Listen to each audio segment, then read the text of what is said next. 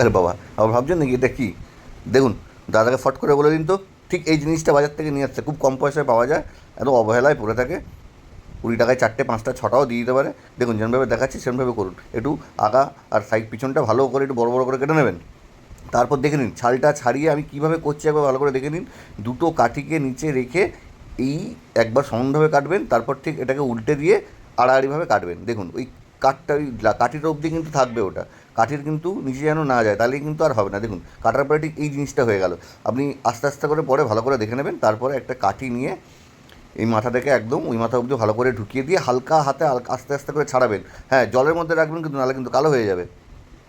তারপর একটা বাটির মধ্যে বেসন, একটু ময়দা নিন, কাশ্মীরি লঙ্কা গুঁড়ো নিন, একটু চিনি নিন, নুন নিন, জোয়ান নিন, আদা রসুনের পেস্ট দিন একটু, আমি নিরামিষ বলে দিইনি, আপনারা দিতে পারেন। তারপর ভালো করে একটা ঘোল তৈরি করুন আর ঘোলের মাথায় এরকমভাবে মাখিয়ে দিন সুন্দর করে।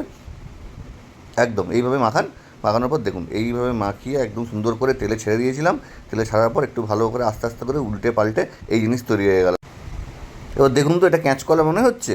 এত কম দামি, এর সঙ্গে একটু সস দিয়ে দাদাকে দিন, দাদা দেখবেন রোজ নিয়ে আসছে, নিয়ে এসে বলছে এরমভাবে বানিয়ে দিন।